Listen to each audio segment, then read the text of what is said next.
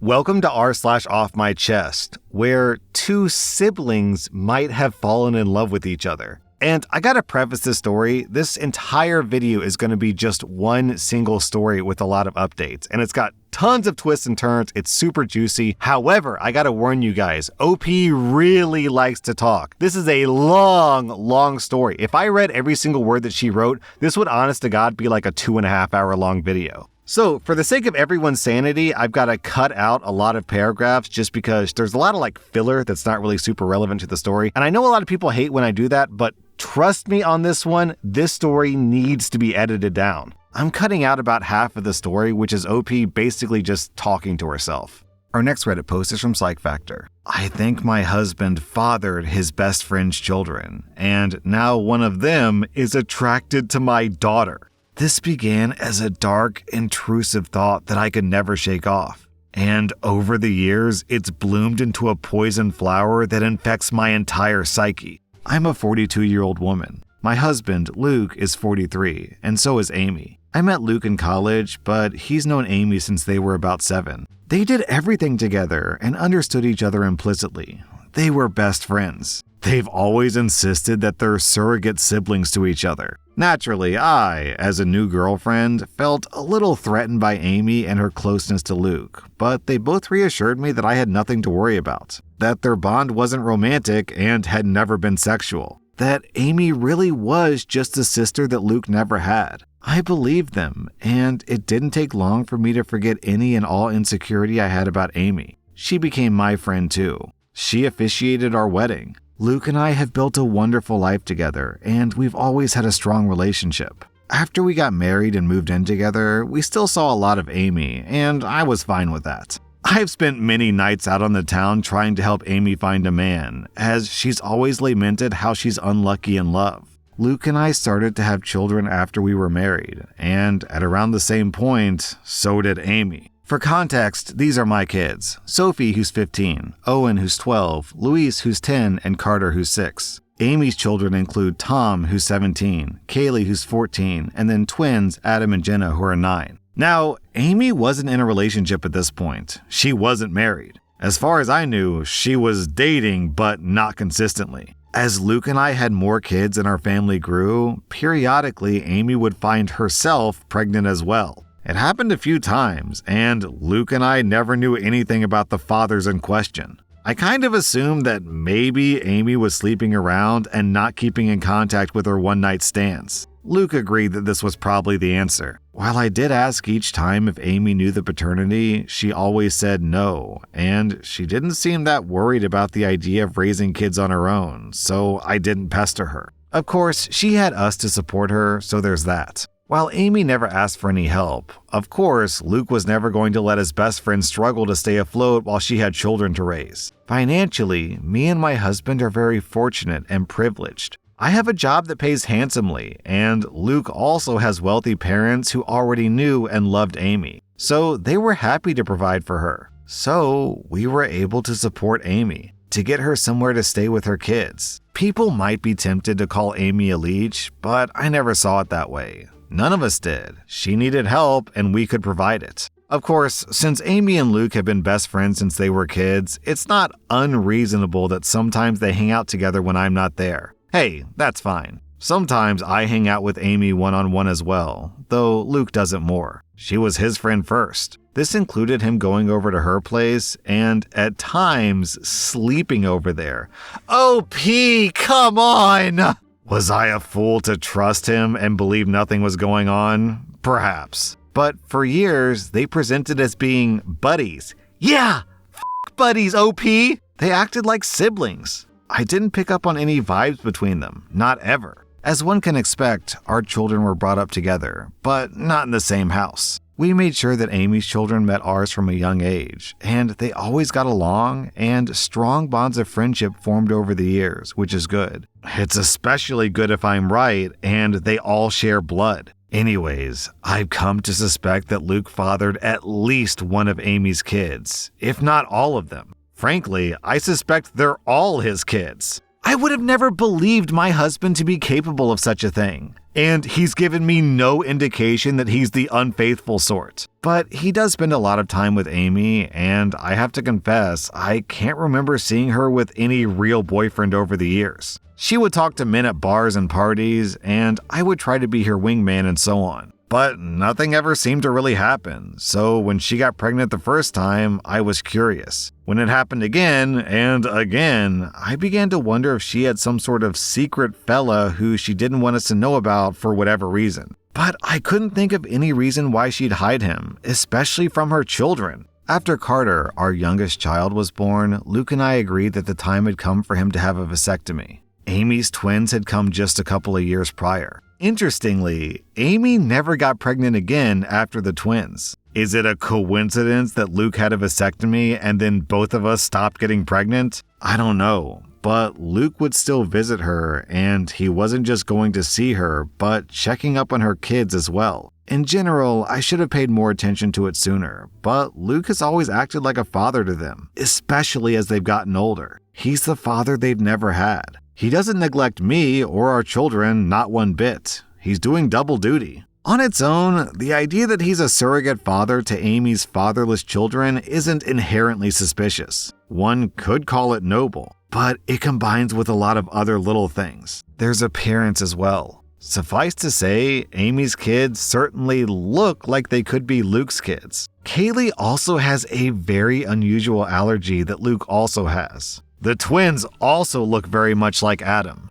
The older Tom has gotten, the more of Luke I can see in his face and personality. While race doesn't matter, the reality is that Luke is a different race than Amy, and Amy's children all look biracial. I could believe that their father is the same race as Luke, but that doesn't mean Luke has to be the father, but it sure seems like it. I've always worried and tried to dismiss it, except now I'm very afraid, because in the last few months, we've had a new development in our kids' social circle. Tom, Amy's oldest child, asked out Sophie, my oldest child. Sophie has really blossomed over these last few years and has become quite the outspoken beauty. So I'm not shocked to see that she's getting male attention. But Tom asking her out threw me for a loop. Sophie said no, but only because I'm quite protective when it comes to her exploring dating, and she knew that she would have to ask me first. I could tell that she was flattered and intrigued by his interest, and she wanted to say yes. She approached me to talk to me about it.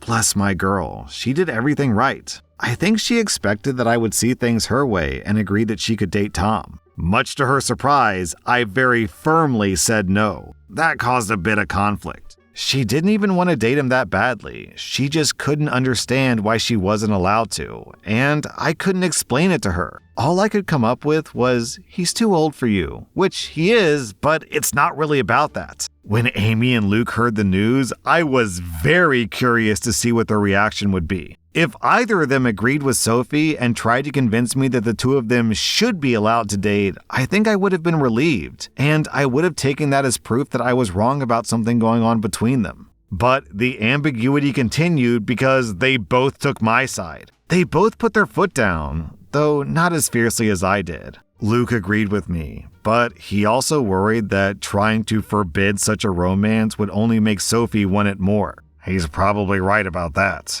Amy seemed more apathetic to the idea. She didn't want Tom to date Sophie either, and she did back me up, but I don't know, she just wasn't taking it seriously. She seemed to think that it was a fleeting crush. In the months following, Tom would spend more and more time with Sophie. They would be alone or with their other friends anytime they possibly could. It's become abundantly clear that Tom is crazy about Sophie and wants to be with her. And he definitely wants to be physical. I've been watching them like a hawk and noticed his eye wandering many times. And while I'm doing everything I can to kill this budding romance, I'm also feeling somewhat powerless. Sophie hasn't outwardly defied me, but she's still hanging out with Tom as friends. So forcing them to stop spending time together would be unreasonable and probably encourage more sneaking around. But I'm so afraid that they're already doing that. My nightmare is that they're secretly dating and doing God knows what when no one is looking.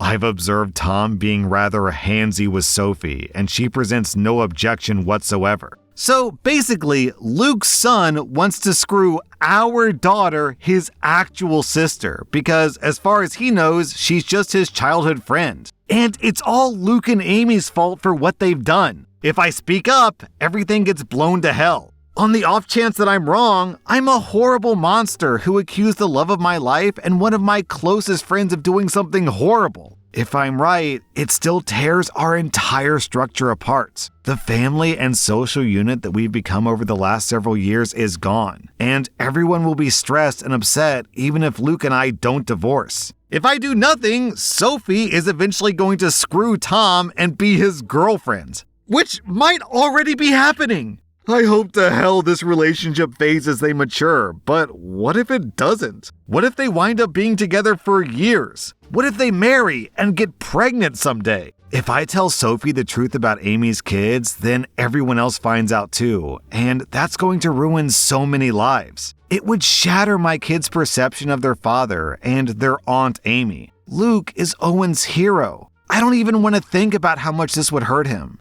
And what about Amy's other kids? They're innocent. They didn't ask for this, they don't control where they came from, and I don't want to hurt them. Admittedly, I'm not happy with Tom at the moment. A week ago, I saw him put his hand on Sophie's butt, and I wanted to knock his teeth out. But even he doesn't deserve to be burdened by the knowledge that it's his half-sister he's been fantasizing about. OP, what I think you should do here, and people are probably going to say this is kind of a scummy thing to do, and yeah, I admit it is kind of scummy.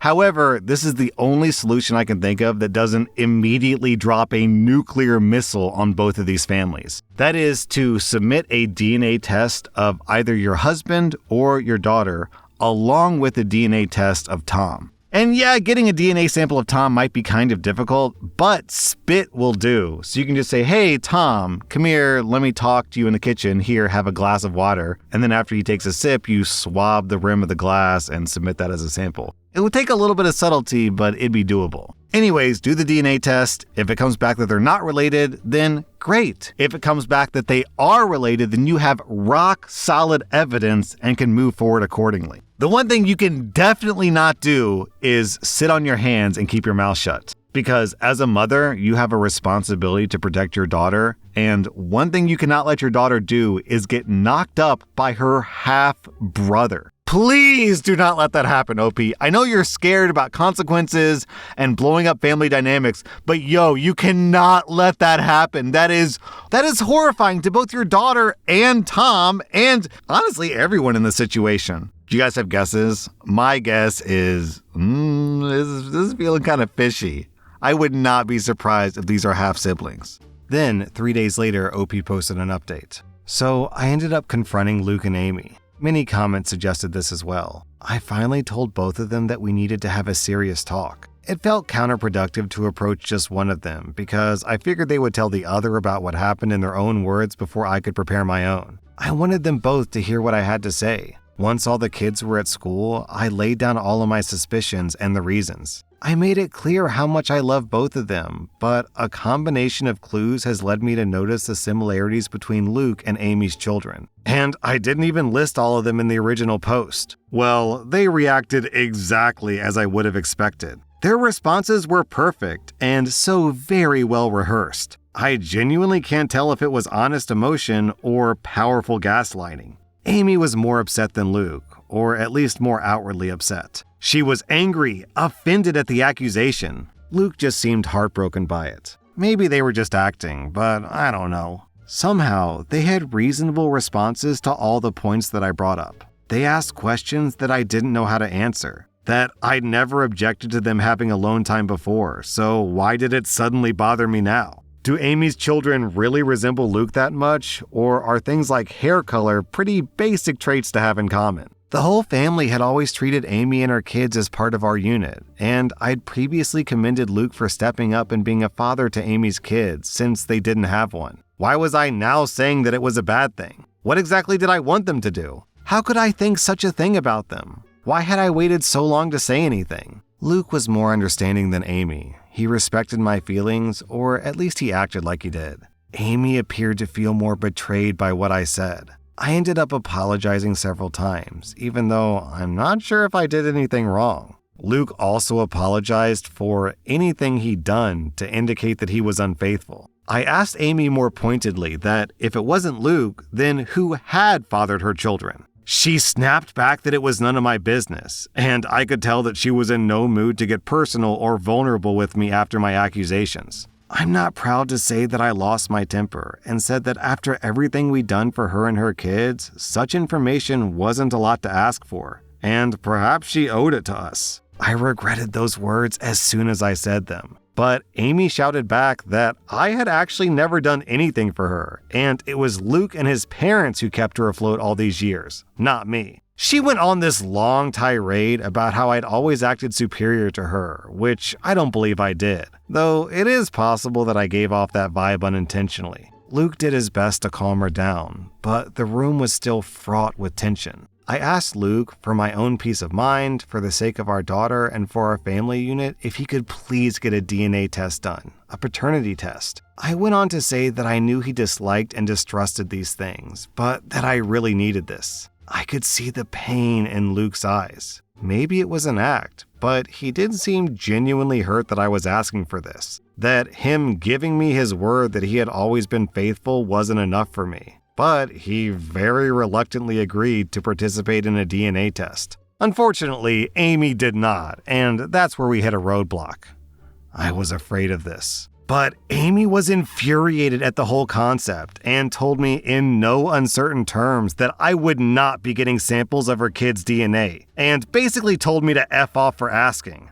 Several times in several variations. I pressed Luke, and honestly, he was a bit useless, but probably right. He tried to convince Amy, but she wouldn't hear of it, and he kind of shrugged to me when I pushed him for further support. Because he can't force her to get the test done. If she refuses, then that really is a dead end. Trust me, it is. I looked into this quite a bit and consulted with my lawyer. I pestered them further about Tom and Sophie dating. I insisted that I didn't want them dating. Luke agreed, and apparently Amy also still agrees. Luke plans to have a talk with Tom and activated protective Papa Bear mode. Among other things, he's going to remind Tom that in a couple of months when he turns 18, him being intimate with Sophie will literally be a crime. I wouldn't actually press charges against him, as I know that he would never do anything against Sophie's will, but I'm not above implying the threat. Thankfully, Luke isn't either.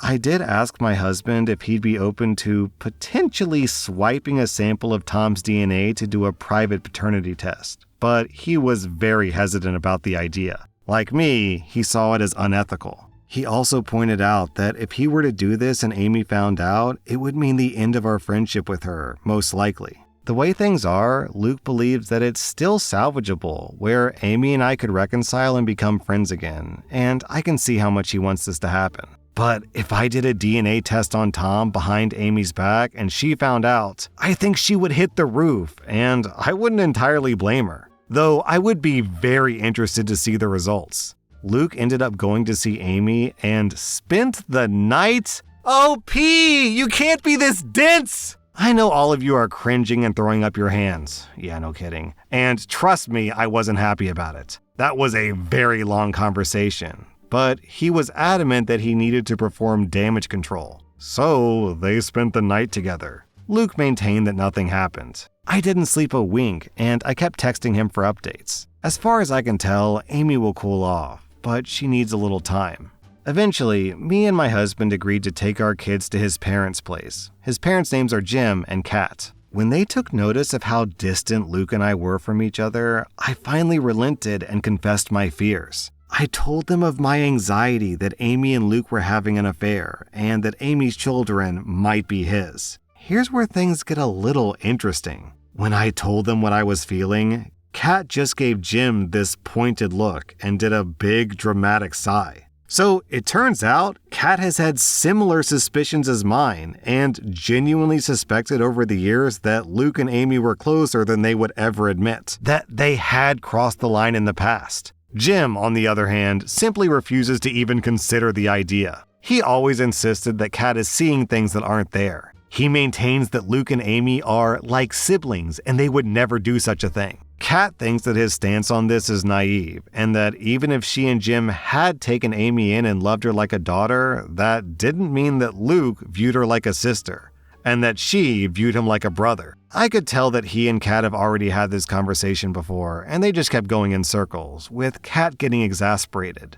Then OP ends the update by saying that the kids are doing okay, and the story that the adults told the kids is that OP and Amy had a fight and they're taking a break from each other. Then, 2 days later, OP posted an update. Ultimately, I decided that I had to warn Sophie about the situation, and to do so immediately. So I discreetly kept my daughter Sophie out of school. I told her that we had to talk. Always a frightening thing for a teenager to hear from a parent, but I was quick to establish that she wasn't in trouble, but she needed to know the truth about why Amy and I were fighting, and why her dating Tom was out of the question. I very gently explained that because of Luke's closeness to Amy and Tom's resemblance to him, I had come to suspect that perhaps Luke and Amy were intimate at some point over the years. If that was true, and there was any chance that Tom's father was actually Luke, that would be a significant problem. Sophie was quiet during all of this, and even after I stopped talking to let her respond, she paused for quite a while before she finally said that we needed to get Tom and discuss this with him as well.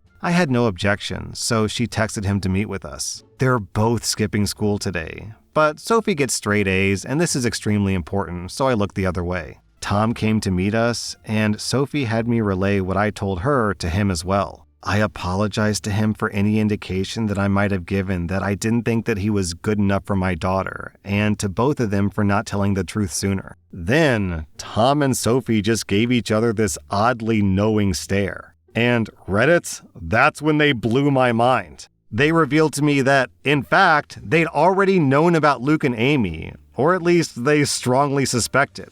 Apparently, Tom has overheard conversations that are questionable, as well as overhearing the sounds of lovemaking from Amy's room, sounds that he would just as soon forget. But all the signs point to the fact that Luke is Amy's lover. Tom has wondered this for a very long time, and back in January, he finally voiced his fears to Sophie. She agreed with his fears. She could also see a strange sort of closeness between her father and his mother. They agreed that Luke was likely having an affair. They agreed that because of Kaylee's allergy, Luke might very well be her father. And if Kaylee was Luke's daughter, the rest of Tom's siblings could be Luke's as well. Tom could be Luke's kid. The math led them to the same places as me. So Sophie and Tom came up with a little plan. As it turns out, they're not in love. They never were. They're still just best friends. But they had the same instinct as me, that they didn't want to blow up our entire family and social unit without more direct evidence. And though Sophie very badly wanted to tell me the truth, she was hesitant because she knew that it would shatter me. She had no idea that I was already suffering in silence. Sophie apologized for not voicing her suspicions sooner.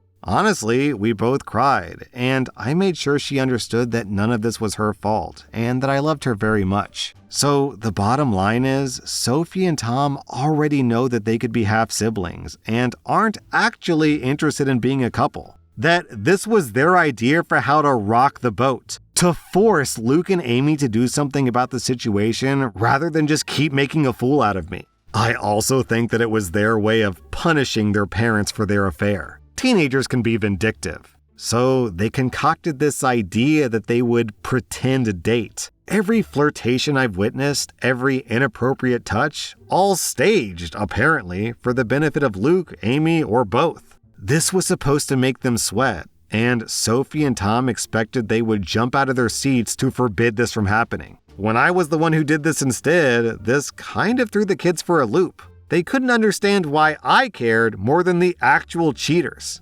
Yo, this story, honest to God, it's like a mystery novel with plot twists, and the villain is actually the good guy, and the good guy is actually the bad guy, and the murderer actually killed himself and then made it look like a murder. This is super complicated.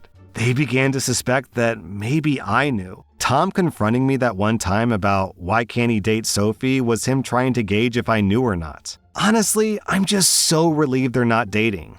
We even had a bit of a laugh together when Tom mentioned how he'd been a little offended that I was so against him dating my daughter before. I kind of jokingly asked him, "So you don't think she's gorgeous?" And Tom, bless his heart, shrugged it off. He said, "She is, but so is my English teacher, and I'm not asking her out either." So where do we go from here? Tom has already volunteered to submit his DNA so I can compare it to Luke's, and both he and Sophie advised me not to tell Luke and Amy when I do this, which I agree with. They're both completely on my side, which means more to me than I can ever express to them. Tom has also been trying to set up a camera in his own mother's room to catch her and Luke in the act.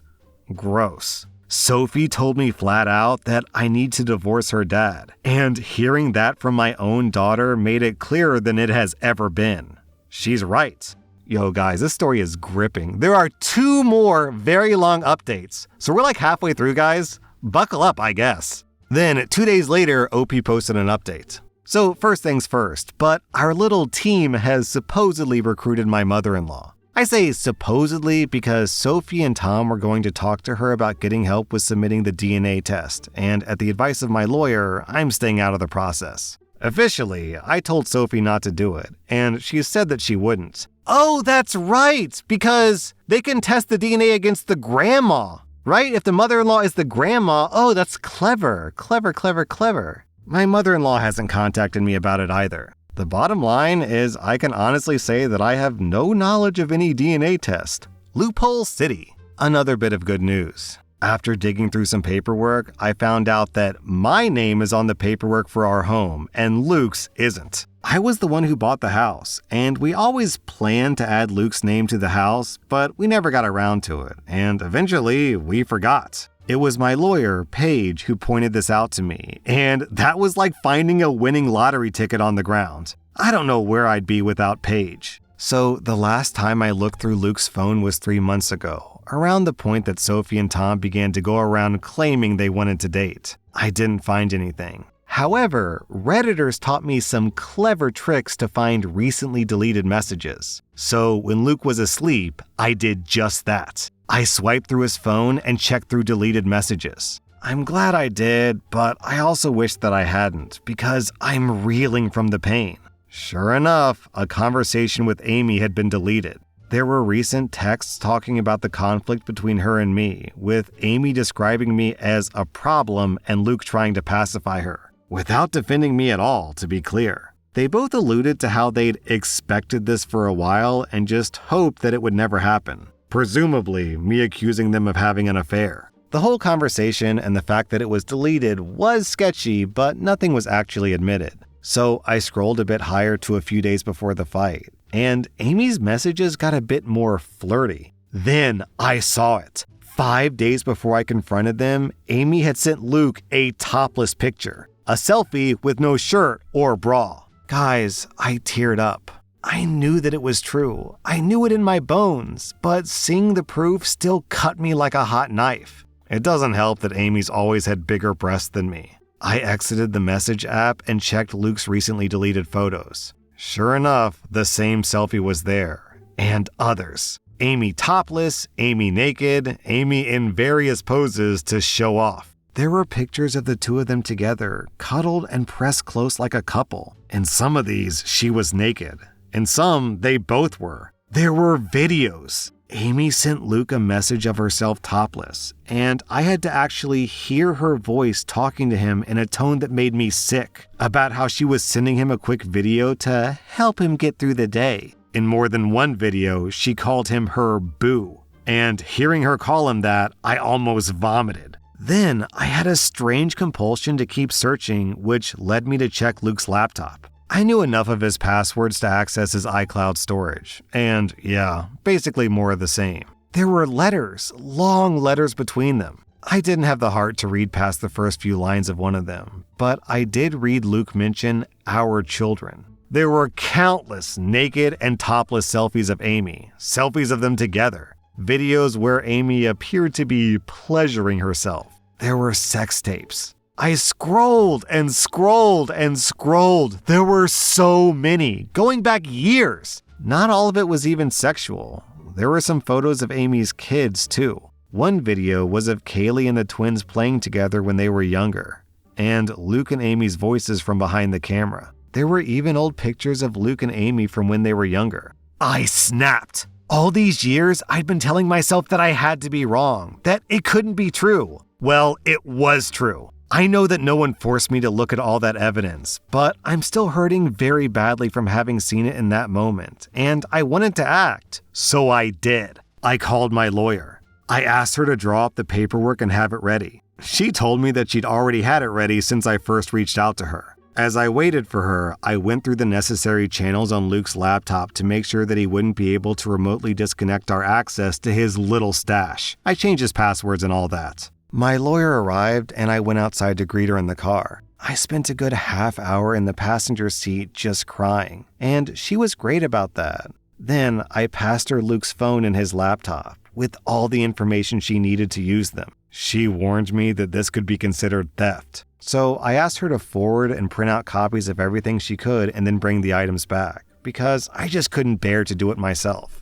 She agreed. I then went back inside, and I packed up Luke's things while the house slept. At one point, Owen got up to use the bathroom and asked me what I was doing, but I told him I was just cleaning. I packed all of his things into trash bags and loaded up his car. That's when I woke him up and told him to come outside. He was confused and half asleep, but he did notice things were missing. I ignored his questions and just told him to come with me, so he followed me outside. Once we were by the car, I pulled out the divorce papers and officially handed them to him. That's when he figured out what I was doing, and he tried to talk me out of it. He tried to be sweet with me, to be tender. He kept insisting that he loved me and that there had never been anything with Amy. He kept trying to persuade me not to tear our family apart. Even 2 weeks ago, I might have wilted under this because the manipulation and gaslighting were truly masterclass, but I could see through it now. I didn't tell him that I knew that he was full of BS. I didn't tell him what I'd seen. I just told him that we were finished. He tried a different approach. He refused to go. He firmly stated that our children were his too, and that if we're separating, I had no right to just decide the kids would stay with me over him.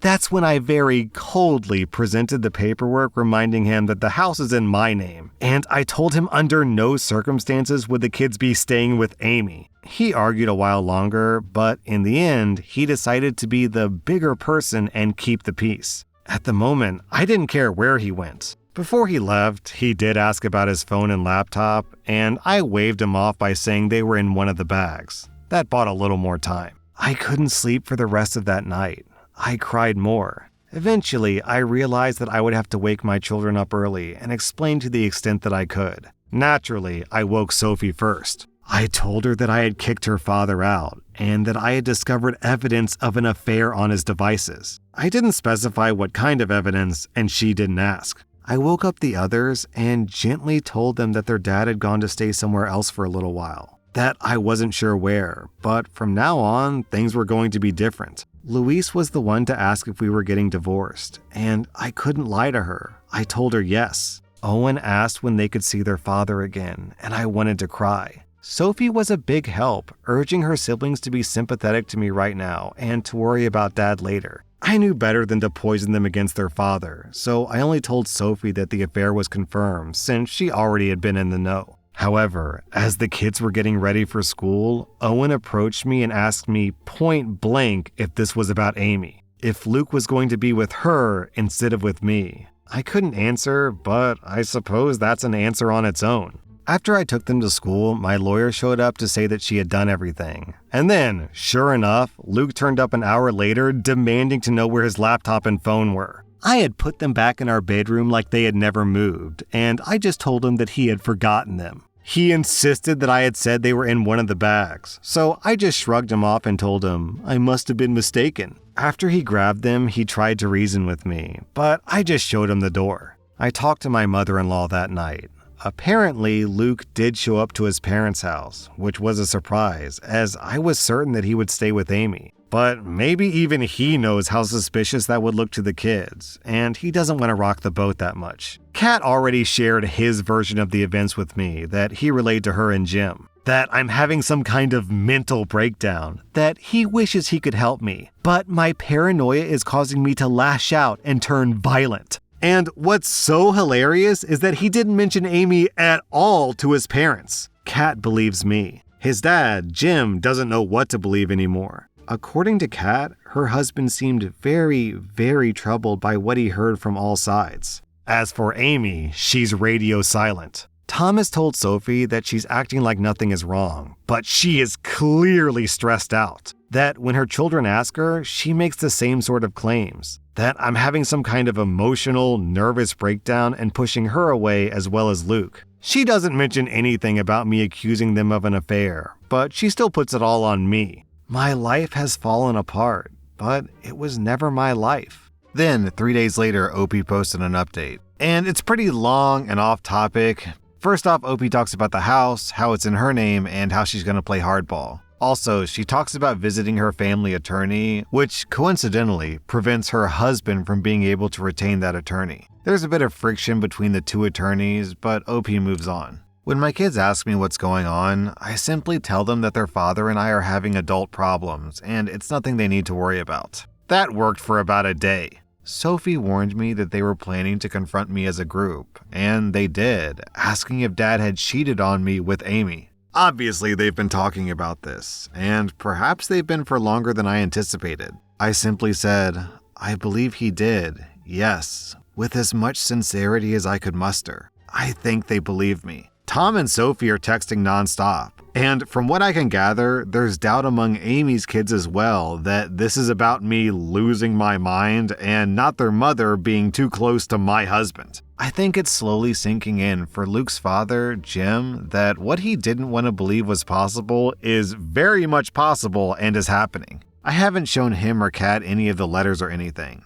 They're hosting Luke, so I haven't had much contact with any of them at all. But I did have one phone call with Kat where we wished each other well, which was nice. In the background, I could hear shouting, and though Kat quickly went outside, I did hear what sounded like Jim shouting at Luke. He doesn't usually shout. He's the calmest man I've ever met. So in a way, I'm worried about him, but also relieved that the wool is being pulled off his eyes. According to Kat, Luke is still staunchly denying everything. He was pretty upset when he found out that I had poached the family lawyer though, which gave me a kind of grim satisfaction. Also, the test results came back. Sophie and Tom tested their DNA against each other to see if they're truly blood siblings. And here's a surprise, according to the test, they're not. They don't share any DNA. We're all more confused than anything. I was so certain that Tom had to be Luke's son, and Tom was too. Now, he doesn't know what to think, and I don't know either. I obviously now know that the affair happened and lasted years, and I know from the letters that Kaylee is Luke's child, or at least both he and Amy seem to believe that she is, which does confirm that they were intimate 15 years ago.